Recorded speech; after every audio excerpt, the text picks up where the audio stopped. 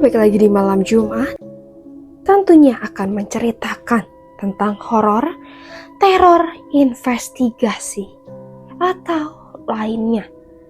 Kali ini akan menceritakan tentang seorang cucu yang bernama Ardi.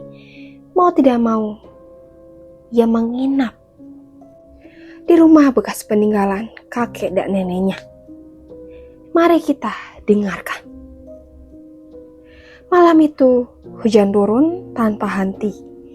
Jalanan tanah menuju dusun terasa sangat becek dan sunyi. Hanya suara jangkrik yang sesekali terdengar di sela angin dingin. Ardi tidak punya pilihan selain menginap di rumah peninggalan kakeknya dan neneknya. Sebuah rumah tua yang sudah lama kosong di ujung dusun. Tetapi barang-barang bekas nenek dan kakeknya masih utuh di rumah itu. Warga sekitar sebenarnya sempat memperingatkan kalau bisa jangan bermalam di sana. Tapi Ardi menganggap itu hanya mitos desa. Begitu sampai, rumah itu tampak rapuh, catnya sudah terlihat sangat kusam. Pintunya berderit saat dibuka. Bau lembab langsung menyambut seperti sesuatu yang lama sudah terkubur. Ia menyalakan lampu seadanya. Listrik masih nyala, namun redup, berkedip-kedip. Malam semakin larut, sekitar pukul 12 malam. Ardi terbangun, bukan karena mimpi buruk, tapi karena suara langkah kaki dari dalam rumah, pelan dan menyeret.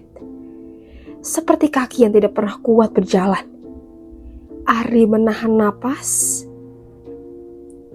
Langkah itu berhenti tepat di depan pintu kamarnya. Lalu terdengar suara ketukan pelan sekali. Ketukannya 3 kali. Ardi mencoba meyakinkan diri, mungkin entah angin, tapi tiba-tiba gagang pintu itu bergerak sendiri. Perlahan, berderit pintu terbuka sendiri. Dan dari celah itu, Ardi melihat sesuatu, sosok tua, bungkuk, rambutnya panjang menutupi wajah. Kulitnya pucat, keabu-abuan. Ia berdiri diam, tapi kepalanya miring. Seolah sedang memperhatikan Ardi. Lalu Ardi membeku, tubuhnya tidak bisa bergerak. Suara itu keluar. Ini rumahku. Suara itu parau. Sangat serak sekali terdengarnya. Ardi ingin berteriak, tapi suaranya tertahan. Tiba-tiba lampu mati, gelap total. Dan dalam kegelapan itu, suara langkah tadi terdengar lagi. Kali ini lebih dekat, di dalam kamar tepat di sampingnya. Nafas dingin terasa di telinga.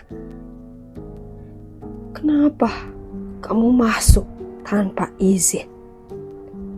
Sekejap lampu menyala kembali. Ruangan kosong, tidak ada siapa-siapa. Ardi langsung bangkit dan berlari keluar rumah tanpa menoleh sedikit pun. Lalu pagi harinya ia kembali bersama warga. Dengan tangan gemetar, ia menuju kamar tempat ia tidur. Seorang warga hanya menghela nafas. Dulu yang tinggal di kamar itu, nenekmu dan kakekmu. Dia meninggal berdua di sana. Sejak itu tidak ada yang berani tinggal. Ardi terdiam. Dia menjaga rumah itu.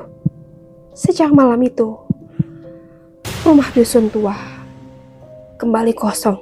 Tapi warga sering bilang kalau malam hujan turun, masih terdengar suara langkah kaki dan ketukan pelan di dalam rumah itu. Pada akhirnya, tidak semua rumah kosong benar-benar tidak berpenghuni. Ada yang tetap tinggal meski tak terlihat dengan kasat mata. Rumah dusun tua itu mungkin hanya bangunan usang bagi orang lain. Tapi bagi penghuninya, itu adalah tempat terakhir yang belum pernah ia tinggalkan. Kadang yang menyeramkan bukan sekedar sosoknya, tapi kenyataan bahwa kita datang tanpa pernah benar-benar tahu siapa yang sudah lebih dulu ada di sana. Dan sejak malam itu, satu hal yang harus dipahami, tidak semua tempat boleh dimasuki tanpa izin. Adakah dari kalian yang punya kisah cerita pengalaman horor?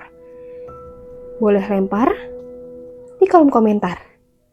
Jangan lupa like, comment, and subscribe. See you at the next horror.